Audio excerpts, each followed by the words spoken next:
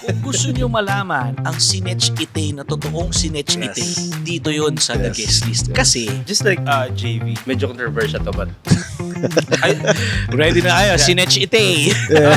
The views and opinions of the hosts and guests do not reflect the company, the show. Just for going back, we recreated the House of Collab to teach and help kids. I was heartbroken with this ex-girl, which you know, Ito, si ano ba na? What is the importance of not just a guest list, but a database of contacts? Wow. For sure. Kasi ako, I learned all of this when I'm outside. And for those who don't know what my course is, guess what?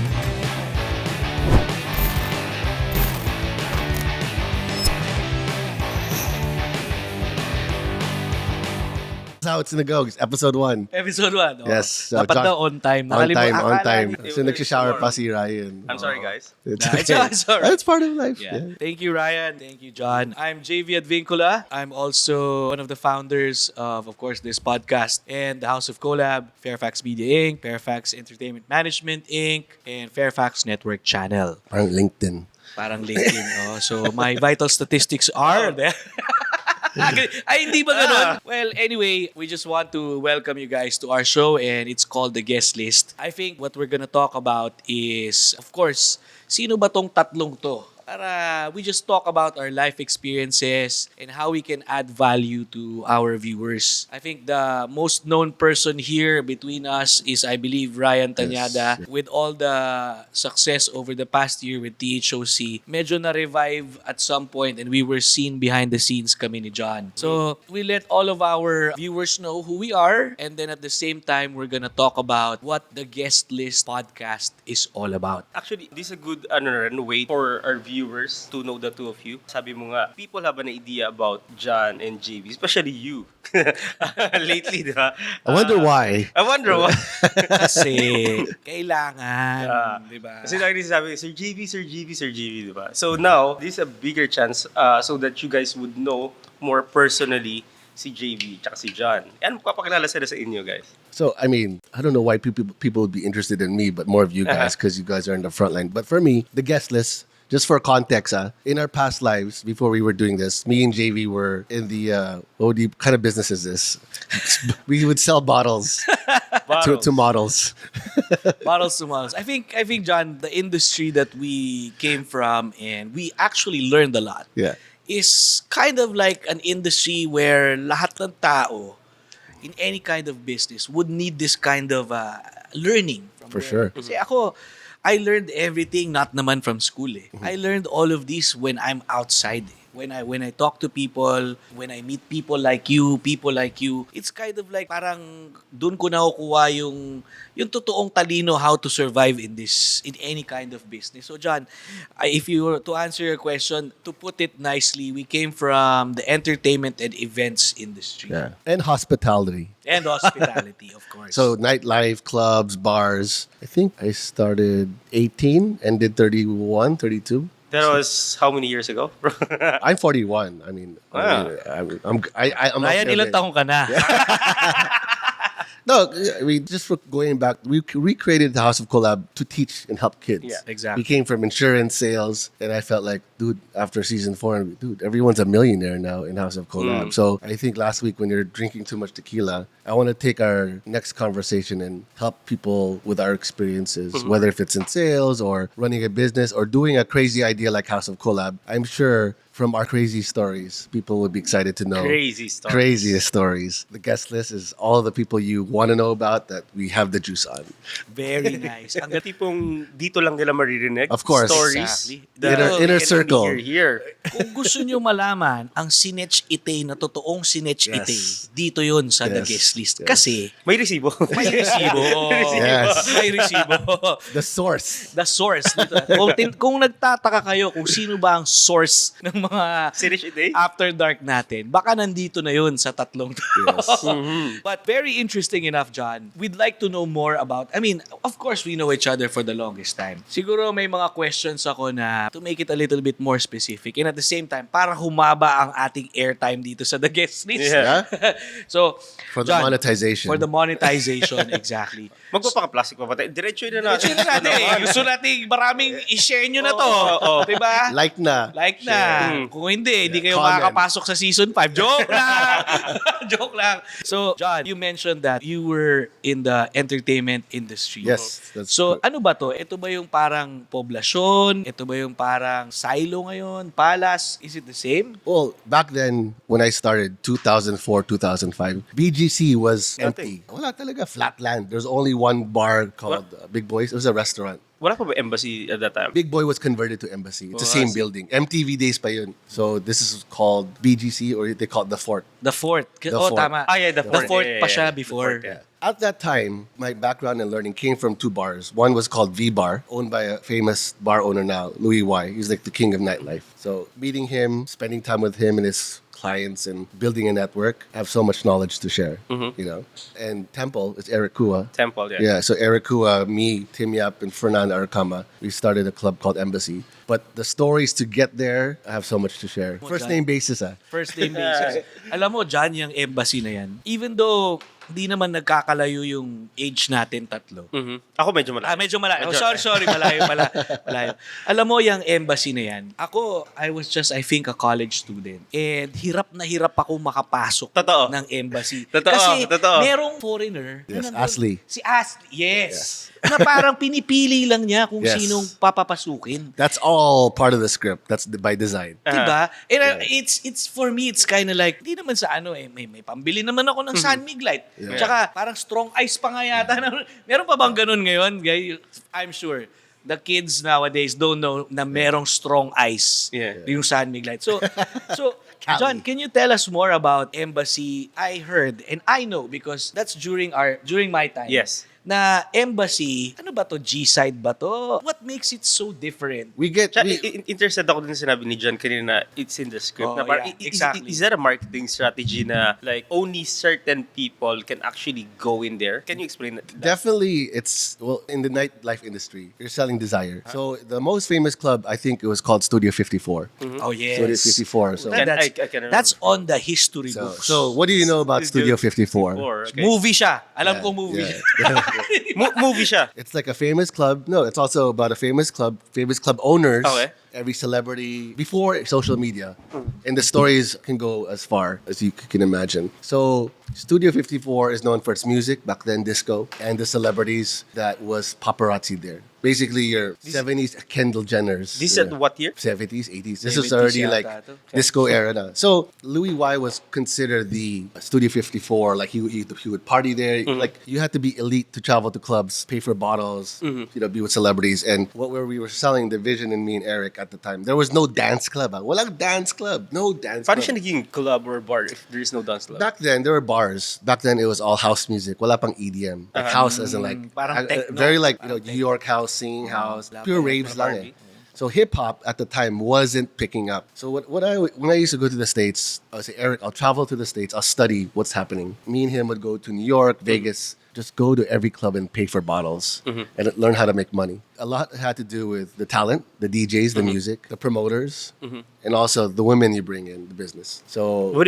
do you mean the woman that you the promoters, the girls. Like we're not selling music, we're selling guys to hook up in a single place. Okay. So Parang, So parang, this is the real life Tinder. okay. You have to create the environment. Parang you're selling the experience. Yes, yes. Kasi technically, ang nasa menu is the alcohol and the food For and sure. whatever. But in reality, what you're paying for is the experience, the memories, Yeah. and the chance. You feel like a rock star. Yes. Di The ba? chance, Parang the chance to either hook up Yes. or to show to people that you're parang, VIP ako, Yeah. di ba? It comes with a price. Yeah, it Wait, comes going with back. Since kayong dalawa, di ba, you guys came from nightlife. Totoo ba yung mga sinasabi before na mas priority yung, dala kayo ng babae dito para mas maraming pumunta mas successful yung club, yung nightlife. Totoo ba yun na kasi usually yun yung sinasabi sa mga ano ngayon eh. Yun yung parang naiisip ng mga us guys na who wants to go in a bar or in a club, parang mas priority yung mga babae dito, parang ganun. Is that true? What do you think? Well, just for businesses, like you have to know who your market is. So if you have a market for single dudes, Yeah. your priority is to get marketing promoters, Yeah. female college. If you have a gay club, you have also a different priority. Depends who your market is. And that's the thing is True. we created a market back then where there was no champagne popping, there was no dancers, there's no experience. We created the bottle service and everyone started copying us at the time. So we literally went to Vegas. Me and Eric, we bought $10,000 tables. Just experience one night. To learn, no? Just to learn. Make friends with DJs. And we go to Vegas, Miami, and we learn that like, oh, this is the different mindset. This is a customer we don't know yet. This is a new customer we need to develop. And bills back then will never go 50,000. What more 150,000? Grabe. A bill now is 400,000. Parang yung bill ko last week sa Silo, Umabot ka magkano nun? hindi. Well, let's talk about that later. John, I mean, this is a very interesting history wherein I think marami kang natutunan at na-develop. At the same time, the connections. For sure. That's why you are the John Herrera today. Yeah. 'Di ba? Kasi sabihin ko and I'm very open about this. Kasi ako ang lifestyle ko before I just go dwell onto Ryan onto myself introducing each other. I just want to say na when I was younger, John was ahead of me a few years ago, back in around 2008. Siyempre medyo hindi pa ako dad bod. But kaya ko pang pumayat, antayin nyo lang. But all I'm trying to say is, back in the day, after college, after graduation, all that John, Eric, everybody did, that's the in thing. Na parang dati uso kapag birthday celebration, may live band, may, Yes. di ba? Yes. Ngayon, during that time, it's now the DJ. Dati walang DJs, DJ. diba? DJ, may kakanta, di ba? Dati gano'n. Yes. Yun yung uso. So, during that transition time, nung pumasok ako nightlife and events, I've seen John Herrera here. Yeah. And ang kagandahan niya, at hindi ako mahihiyang sabihin sa inyo, then when I was young, and maybe up until now, I would say up until now, idol ko yan si John Herrera. Lodi talaga si Idol to. Alam mo, paano mo hindi magiging idol yan? Pag nandun ka sa crowd, kahit may VIP table ka, siya naman nasa DJ's booth. May hawak na tequila, pinapainom lahat ng girls. So, sinong hindi magiging idol? Di ba? And then, for me kasi, in the nightlife industry, it's all about that. Smoke and mirrors. It's all about who you show yourself. Yeah. Kasi ako correct me if I'm wrong, John, there are politicians. Yeah. There are celebrities. Sure. There are millionaires. Sure. And there are regular people like me. Pero pag nagsama-sama kayo in this environment, parang everything is just... That's a vibe. It's just, diba? Yeah. So John, I mean, with that being said, siguro before we move on to Ryan, because that's a very interesting topic about your side of your life. Now that we're doing this podcast ng guest list, what do you think are the key learnings that you learned entering your current business right now? From what I understand, of course, John is also a co-founder of the House of Collab, and maybe on your other businesses in retail. What have you picked up from your more than a decade stint in the nightlife and events industry? I think in any business, there's evolution. So I'm not traditionalist. I'm a risk taker. I mean, siguro, and I don't. Kaya tayo siguro nagkasundun And tatlo. if you understand, like risk requires a vision, and you have to have crazy people on your vision. Plus, you also want the same thing. And whatever business we're doing, this is not. It's like the first days of Facebook, the first days of Apple, the first days whatever. Like imagine a documentary about us talking about the House of Collab. Yeah. So I always think in big macro main character perspective. If you want to create a big impact in life, and I think it's all about now that I'm 40. I'm going to take bigger risks. And I think you have to be willing to take a risk on a vision that excites other people, not just myself. And if you have that people, you create a culture. And like I was just saying, we started House of Collab, 3 people. We have like 40 staff. In 1 year. Like 1 year. Our Christmas party is 120 people. We have finished 2 lechons. But I think, in my experience, I see it clearly. And I have to invite people to that vision because it's such a great vision. If I don't share it, I might be this. I want to give you guys a better life. So I want to share that vision to anybody. And of course, the biggest impact is how could I be lazy and create an impact? And I help you, I help our talent, I help everybody here. That's how you solve problems. Like one big idea, it just does everything for itself. Very nice, John. That's a very well said. Learned Pero a lot. meron akong ina-pick up dun sa sinabi ni John na at this age, at 40, why do you think na this is the time wherein you have to take bigger risks? Kasi alam mo naman, yung tinuturo sa atin ng industry is when you're at your 20s or early 30s, that's the time where most of the people take the biggest risks. Pero John, why do you think at 40, at this age, dito mo naisip na I think you have to double or triple down on the risks that you're taking? Yeah, man, this is our top G moment. I think Top G as a moment. man, as a husband, as a partner, and if you're going to build the future, you have a company, you have kids, you're not just building for day one, you're building castles. So you need risk takers on your team, or you're not going to survive today. I mean, you've got to be top 10%, or you're the bottom 90. And I don't want to be in the bottom 90 because I'm going to turn 43, 45. If I don't move my ass, I want to provide a better life for my family and everyone. So that's how I think. So parang priorities na talaga siya. For sure. And parang from what I'm picking up on what John said, regardless of the age, regardless if you made a lot of mistakes or made a lot of success in your younger age, at some point in time, depende on how you are living or how you want to leave a legacy to your family, to yourself, For to sure. your business. There's no late, wala na, I've passed that moment na. Wala na, lugmok na lang ako. So that's a good learning for all our viewers na parang whether Gen Z, millennial, baby boomers, like John, dude, he co-created with us a Gen Z company at this age. So, why the fuck are the people complaining na, I missed the train? Yeah. Diba? Yeah. So, that's a very good learn. Thank you, John. So bro, parang we don't have any limitations before. If you guys can remember, when we're still younger, they used to tell us na parang, you're still young, you can still do that. You have to wait for your time for it to be successful, for it to do this, to do that. The three of us, we started young, and then we reached or we succeeded or kung ano man yung kailangan natin ma-reach at the earliest age that we can. And now, parang they're saying naman, at your age, you're not supposed to do this naman because you're too old for that. Right? That's the They're stigma. always Parang giving that's the us a stigma of limitation. That's why my IG handle's limitless, John. Exactly. I-follow nyo na. Limitless John. Maybe insert some promotions there. That's how you Yeah, build content Exactly. in an audience. Subliminal. No, I think you're gonna take more calculated risks, but you're gonna be more. Your 20s are your days where you can fuck up, do everything. No social media back then. That's why it's so easier to learn from their mistakes. And also, you don't want to be always like. It's also for me, low key is key. Yeah, like, true. You know, when you're successful, you'll have haters, and haters will try to hurt you. Sobra. Yeah. And that can be another topic or episode. But Exactly. But, Abangan you know, nyo yan. I'm pretty sure this podcast we're going to have haters, we're going to have I bashers, deserve it. but we're excited for it. I embrace all Yeah, the we're bashing. excited for it. Especially sa Twitter world, mga ibon-ibon dyan. Let's do no reaction challenge. I'm just kidding. Yeah, but at the end of the day, like your truth is your truth. Yeah. Of like you respect it, and it's just like why Top G or these kick Andrew guys Tate. are getting Twitch guys getting kicked off because there's a truth that's powerful, and they're like, wait, don't talk about. Cheers to that, being, bro. Cheers, right? Cheers. Cheers to your, ano ba to? Cappuccino ba yan? My 3-in-1.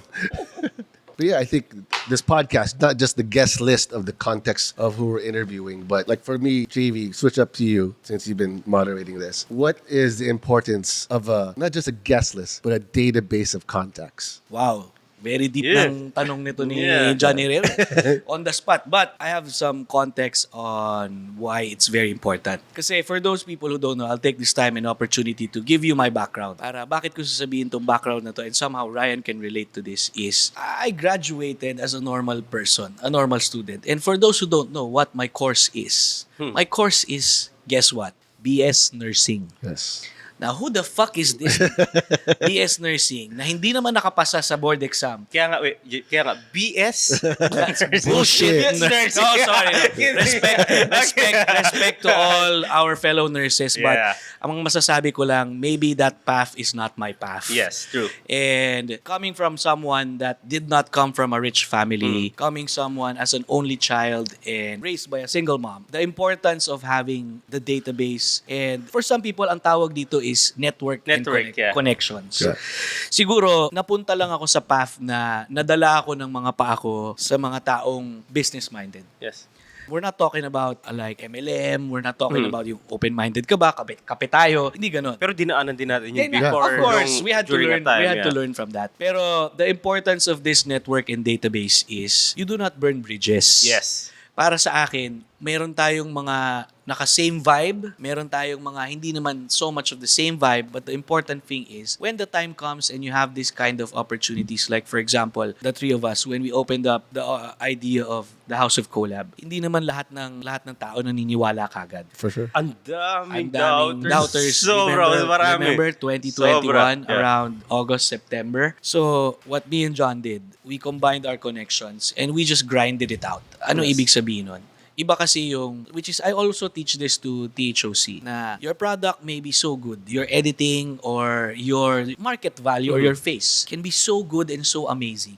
Yung talagang kitang-kita na parang magbo-boom to. Yeah. But if you don't surround yourself with the right people and the right believers and the people that you offer these kinds of opportunities, wala ring makakakita. So, to answer directly why a database and a network is so important is because you have to have this circle of people wherein you can go to in times of doubt, not just for asking for trust, for money, or investment, or ano lang, just to share your Facebook page, for example. It's about having these kinds of connections na parang pag nagtiwala sa'yo, gives you an extra boost. Yeah. And at the same time, during rainy days, meron kang taong magtitiwala na if you needed something, they will extend a hand out for you. Ang dami natin yan, John. For sure. I mean, tayo, Rai, in this business, in any kind of business, hindi naman tayo na parang just by myself. We brought this thing up. It took a lot of network. It took a lot of calling in of favors just to make something successful. For sure. Yeah. Yun. Thanks for the information. Yeah, just going back to the idea of the guest list, the people that we'll be bringing on, I thought this was a conversation was let's get,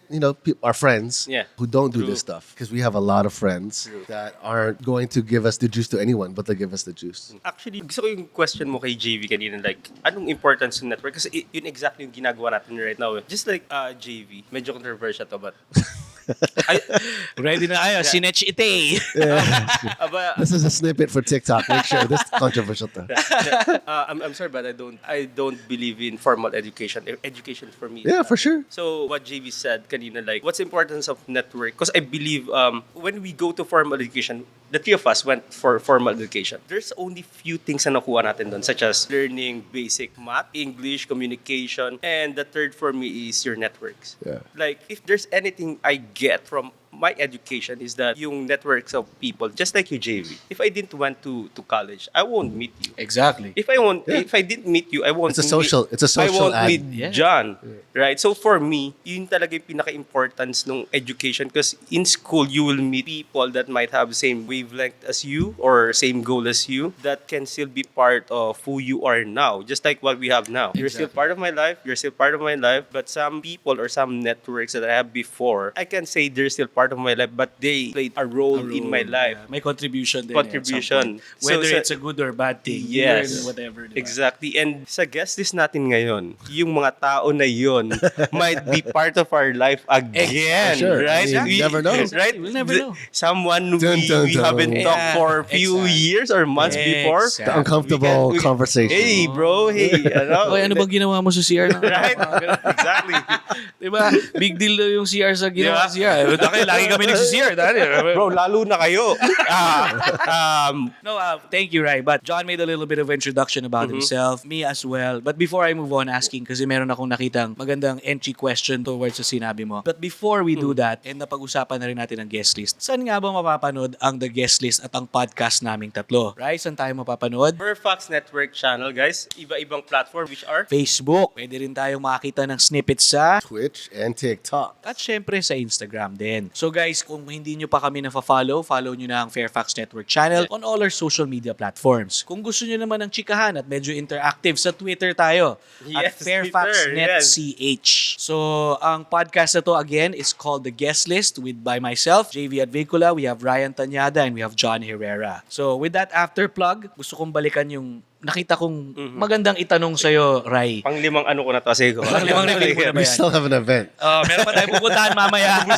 It's So, 3 p.m., okay. guys. Yes. Is that 3 p.m.? No, it's 6 p.m. Nagulat ako sa 3 p.m. No. So, Rai, you mentioned the network and the connection and the Yep. importance of school. Gusto ko lang i-clear dito na we're pro traditional. It's just that iba-iba lang rin tayo ng, direction in life. So, Rai, before you went into the social media realm, I want to know, and of course our viewers know, what was Ryan doing before being I am Ryan Tanyada with 7-8 million followers on TikTok? So, Rai, can you enlighten us more with that? Sige. Before that, I just want to clarify muna because we're the House of Collab, right? Baka si mama isipin nila na we're not valuing education. If you guys know, we have so many students in the House of Collab and we always prioritize their school. Their homeschool. Whatever my vision is, we make sure na hindi namin ini-alienate or whatever yung Discount. yung Guys, thinking ng may mga disclaimer tayo students dyan. namin. Yeah, may disclaimer tayo dyan. Yeah. The views and opinions of the hosts and guests do not reflect the company, the show, Yeah. and Yes. whatever. Alam nyo na yun. Subtitle. May subtitle. Alam nyo na ba? Wala. Their butts hurt. Ang ganda ng setup ng production team pero walang placards. Yes. So, kung ano yung natatandaan namin, yun na yun. Next time, lagay tayong placards dito. At lasing na ako. Yeah, go ahead. Sorry. Yeah. Anyway, I started doing real estate. Like out of college. Fourth year, So, about like to your first about job. to start graduating. And then before graduating, nag-start na ako mag-real estate. It was offered to me. Sorry, but if you guys want to know the whole story, check the House of Collab first episode sa YouTube account ko. So what's the It's story? quite long, ha? Okay lang, shortcut Sige, lang. sige, we need 30 minutes naman, di ba? So, Go lang. Shortcut. Love story daw. It's Huwag such a na love story, story. bro. Like, real estate and then about to graduate college. I'm scholar and then I decided to do real estate instead kasi hindi ko nakita talaga yung sarili ko na magdo-doktor or magdo-nurse or anything. Like without sales experience. Without any sales experience. Just like yung sinabi ni JV kanina, sobrang salute kami sa inyo, yung mga people in healthcare. Kasi ako tsaka si JV, hindi namin... Yes, ano kami, healthcare course kami. Yes. pero syempre, kaya kami marunong kami Yes. tender loving care. Exactly. Do you have a PhD in that? Yeah, we have PhD in that. So, girls. You're a master at that. Si Ryan lang po yun. Disclaimer. Ryan has masters at that. Yeah. Si Ryan lang po ang single dito sa tatlong yes, to. So, subtitle, make sure to. So, sa mga magdi-DM is just here in this live. So, anyway, going back nga, no? So, yan. So it's a girl who started this. No. It's not a girl. So, it started doing real estate and then been successful in real estate. And then, sige, pasok natin yung girl. So, Alam niyo si Ryan Tanya, kami, nightlife kami, pero walang girl na usapan. Pero siya, hindi ko alam, real estate, pero may girl. ex-girlfriend. I was heartbroken with this ex-girl, which you know. Sino to? Si ano ba to? Hindi ka ganun. Na-meet ni I met her. Yeah, John met her. Yeah. So I thought you were gonna get married to her. So I thought so too. Can we please not go back to that story anymore?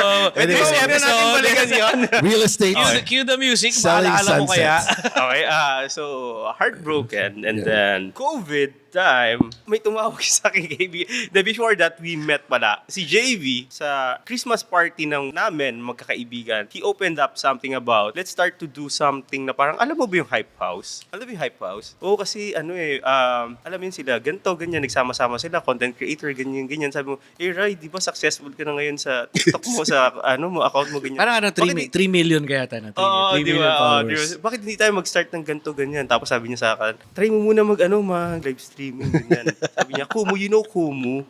Sabi ko, Plug for Kumu. may free plugging ka pa, Kumu, ha? Wala to sa kontrata natin. But, sige na nga.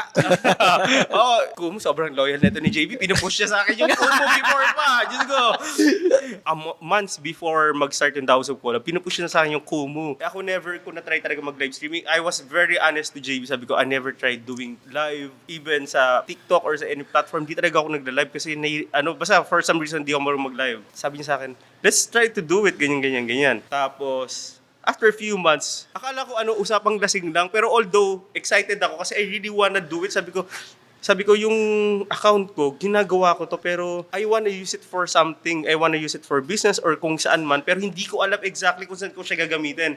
I keep on growing it nang hindi ko alam kung saan ko ba siya pwedeng gamitin. Yes, okay naman na magpasaya ng mga tao pero it's still different if you're doing something talaga na importante or more essential aside lang true. sa pagpapasaya ng mga tao. You can inform, you can inspire or whatsoever. Marami, alam mo, right, di ba, John? Marami, alam mo, in our 1 year with the House House of Collab and FEMI, I've seen content creators. Actually, yung content creator sorry, pero feeling ko we coined that term. Yeah. Feeling ko sa House of Collab Yeah. nanggaling ang content creator. Before, Yes, true. everybody was saying, ay, yung TikToker. Yes. Ay, si yung nagti-TikTok yan eh. Yes. And then people, there's this stigma na parang sinasabi na pag TikTok, medyo, Yes, totoo. diba? Parang ganoon. So, going back to Ryan's point, parang we've seen, the three of us and the people that we work with, we've seen millions and millions of followers, pero when you ask them, what's the purpose?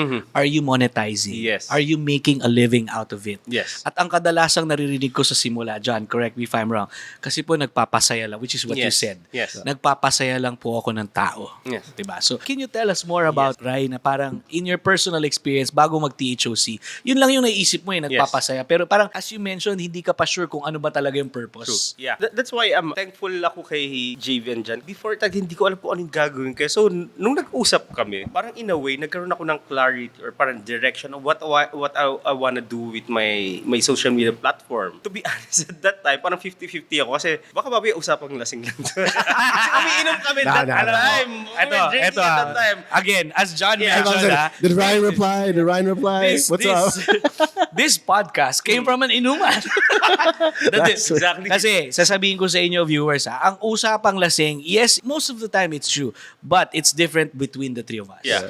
Every opportunity, whether we're taking a shit, whether we're taking a bath, whether we're having coffee, whether we're drinking, if we see an opportunity, we will grab it. That's the difference of the House of Collab. We take it faster. We take it faster. And that's why we're already 1 year now. Going Yes. back to Rai, go.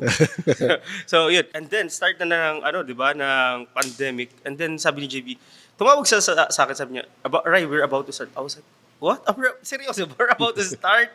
Eh, sabi ko, sige, game. JV, I really trust this guy. I mean, he's been friends for the longest time. He's one of my best friends. So, sabi ko sa sarili ko, parang si JV hindi ako papahamak na. I trusted him with so many things even before. And I think I can really trust this guy.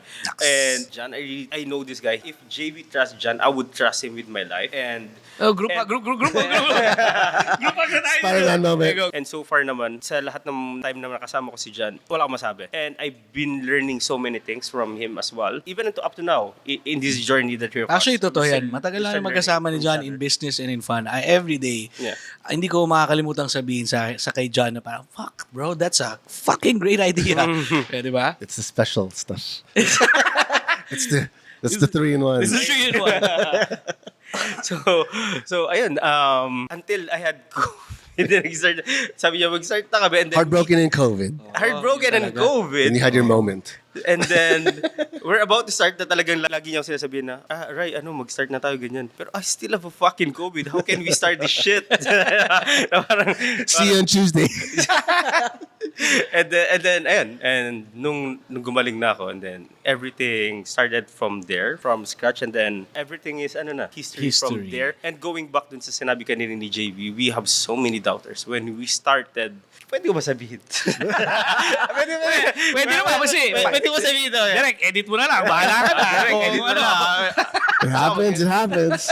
No, I mean, in life, we'll just say, you'll learn from haters. And what's the positive part? Maraming views to. So, go. See, before kasi nung nag-start kami, ang daming, we had edition, right? We had edition, pero we really want to have an edition. Pero syempre, in any business or like this, we wanted to get people muna for starters, and then most of them will be coming from audition where we want to get our people. Exactly. I remember that. And I already got those people and already said yes to me. But then, when we started the House of Collab, none of those people, not even one, said Shout out sa inyo. yes. Kilala nyo na yung sarili nyo. Not even one said yes. Yeah, risk takers, bro. Risk takers. I gave JV like 10 names who said yes to me That's why I had to recruit. right before the House of Collab. Ryan has to, okay, you got to start recruiting. And then when we were about to start the House of Collab, like, para silang nagkaroon ng amnesia. Like, what? Parang, wait, we're about to start na. Parang, ano nangyari? So people pay, you know who your friends are. Right. Yes. So we Naglabasan. had to start recruiting again, but as they said, everything happens for a reason. True. And Right. you know what? Shout out nga pala when Ryan mentioned yung auditions. Yeah. Our very first auditionee. Shout out sa'yo, Tom Huckstep. Yep, Yes. yep. Dahil ikaw, Tom, nung may nag-audition na, parang yung mood namin nung pababa na, biglang Like, umangat. it's real. Yeah. It's real. And then It's of like course, go time. everybody that auditioned. And at the same time, even though, according to Ryan, and we all had this experience na we had people turned us down. Kasi Ryan was sick and me and John were already moving eh. Yeah. Kasi parang we couldn't wait anymore because of all the plans and Yes. stuff. We delayed it for 1 month actually. Yes, 1 month. And syempre, ayaw rin naman naming madaliin si Ryan dahil it's a severe COVID, diba? And I'm thankful to God that Ryan is still here with healthy. us and healthy, diba? So, even though Ryan and us were not able to get those people that said yes, and there was even a time, remember, at our BGC office, while we're waiting for our other meeting, John, hati tayo dito tawagan mo to, ako tawag dito. Nagkatabi kaming couch, tawag lang kami ng tawag. Imagine the Gen Z, the TikTok. Let's say a girl answers the phone. Hi, I'm JV, ganito, ganyan. Do you want to live in a mansion for 90 days free of ganyan? It sounds so weird coming from It's like, someone it's like selling a dream. It's like a scam. It's parang scam. Parang Yeah. yung naranasan namin ni John, binababaan kami ng telepono. Alam mo yun, maintindihan ko pa, kung yung mga tinatawagan namin noong time na yun, before season 1, if they just say no, they're not interested. Mas naiinis ako yung, papakausap kita sa manager ko. Yung pala, kapitbahay lang yung mapakausap. Diba? Tapos, babalikan kita. Or, kagigising ko lang kasi like, what the fuck, bro? Diba? So, those are just amazing memories. And why are we sharing this to you guys? This is our pilot episode, the guest list. Later on, we'll dwell on kung ano yung talagang the guest list. Pero we're giving you context na we're risk takers. Yeah. Even though we'll get a lot of feedback, whether it's good or bad, from what we're doing today, we're just letting you know na this is almost practically the same how the House of Collab started. Diba? So, It's a joke. it's a joke. I think our viewers, this is House of Collab is not about TikTokers. Yeah. We're teaching entrepreneurship. Yes. So let's get to the basics of this. It's subliminally wrapped into how to success in life, how we succeed in life, and we're actually leading our own version of House of Collab. But we want to show and inspire kids. If I'm 16 and I see Celine earning $500,000 a month, Oh my God. I have now options in my life because I didn't have that. Yeah, I didn't even know there was Same. an option. And I go, what?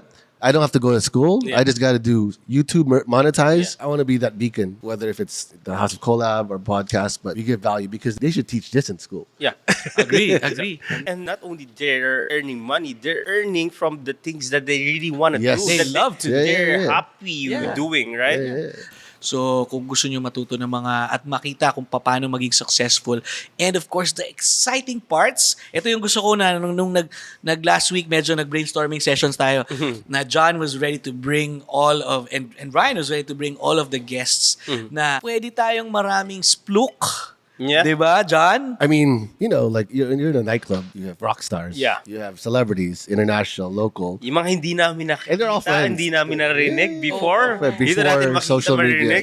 Yeah. So I'm sure, it's not just like how we got House of Collab up, one phone call, just banging out. But I think it would be great to create a platform, not the typical podcast you see out there too, like just all fluff. It's like, tell us a real story. Yeah.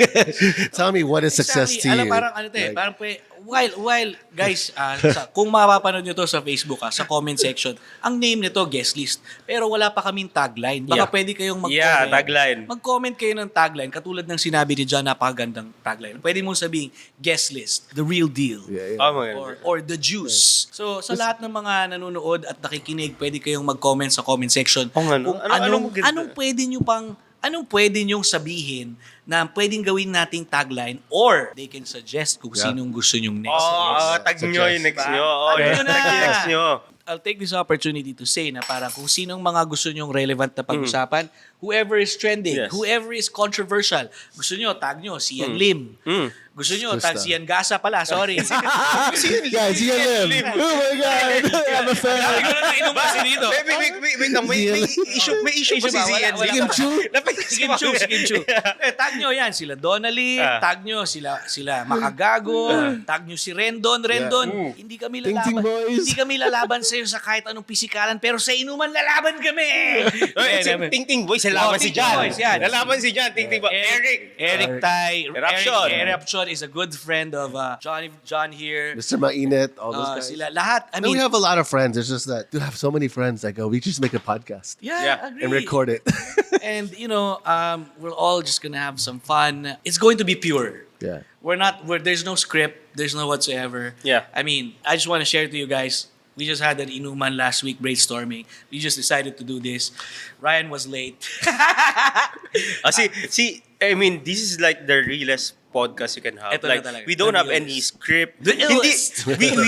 We just went here. Sabi nga nila, I'm late. We have, wait. we have no script. We have no point. Although in my defense, I thought really it would be tomorrow. ganun talaga.